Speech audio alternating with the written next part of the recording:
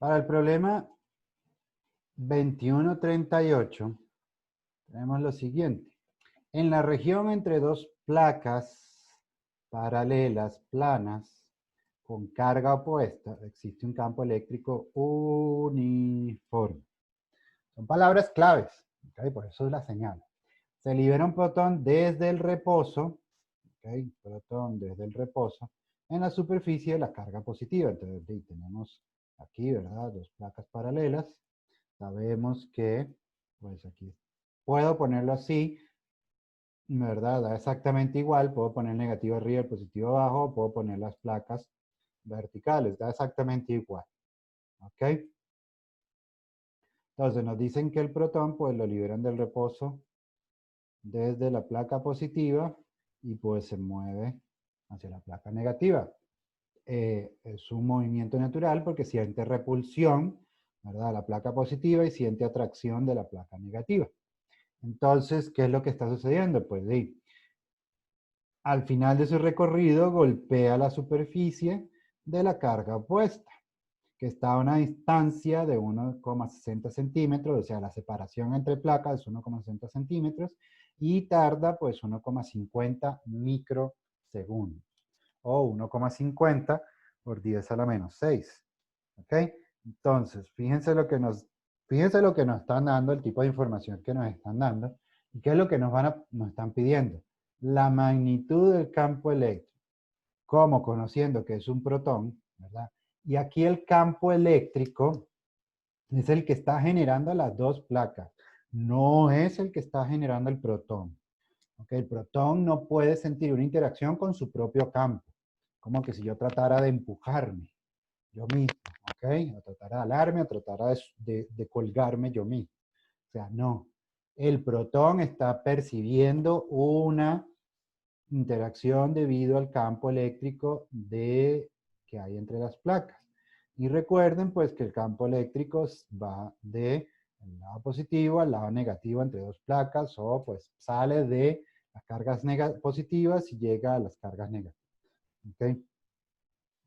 Entonces, y después nos piden calcule la rapidez del protón, ¿verdad? La rapidez del protón cuando golpea la placa con carga negativa. Entonces, de nuevo, el campo es externo. Para que un protón se mueva por fuerza eléctrica, el campo siempre tiene que ser externo. ¿Ok? Entonces, veamos qué es lo que sucede. Muy bien, placas paralelas, campo eléctrico uniforme, parte del reposo del protón. El protón, ¿cuáles son sus características? Pues su carga es esta, 1,602 por 10 a la menos 19, ¿verdad? Eso es menos 19, ¿ok? Y 1,67 por 10 a la menos 27 kilogramos de masa.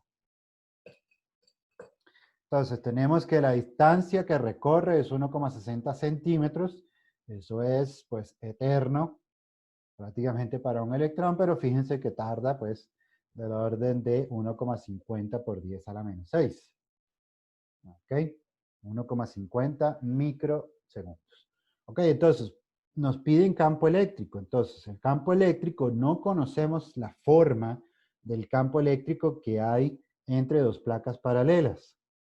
¿Ok? Entonces, por eso se hace uso de esta ecuación, de la definición del campo eléctrico.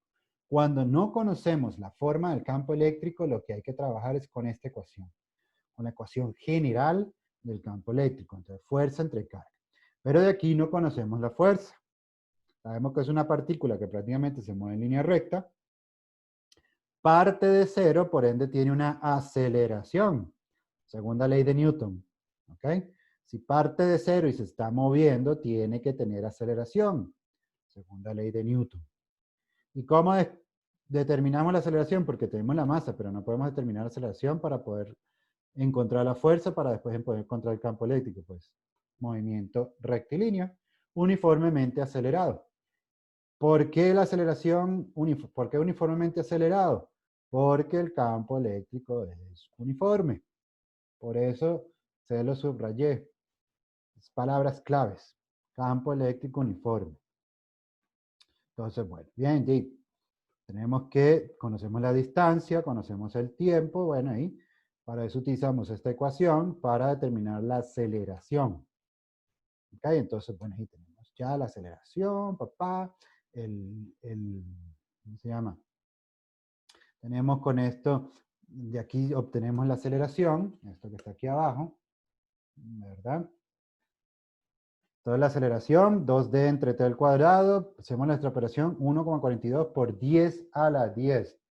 Fíjense la magnitud de la aceleración que tiene que tener un electrón, una partícula, perdón, un protón, una partícula muy, muy pequeña, para poder recorrer esa distancia de 1,60 centímetros en ese tiempo tan corto,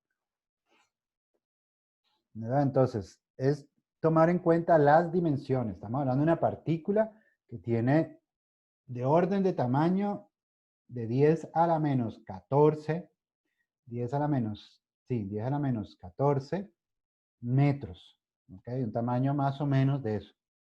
Entonces, sí, para recorrer 1,60 centímetros, que estamos hablando que son 12 órdenes de magnitud, su tamaño, tiene que tener una aceleración enorme. Bueno, y con esa aceleración calculamos la fuerza y tenemos una fuerza. Es una fuerza muy pequeña en términos de las dimensiones humanas, ¿verdad?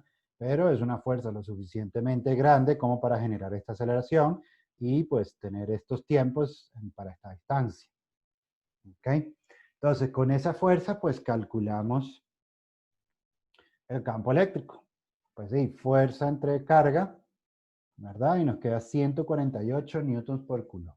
Ese es el campo eléctrico necesario para aplicar sobre una protón, ¿verdad? Para que genere una fuerza suficiente para que su aceleración haga que recorra una distancia de 1,60 centímetros en un tiempo de 1,50 microsegundos. ¿Ok?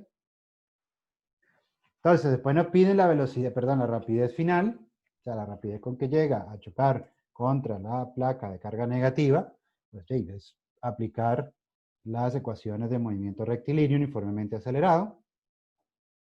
Velocidad final igual velocidad inicial más aceleración por tiempo, velocidad inicial es 0, parte del reposo, ¿verdad? Y nos queda 2,13 por 10 a la 4 metros por segundo.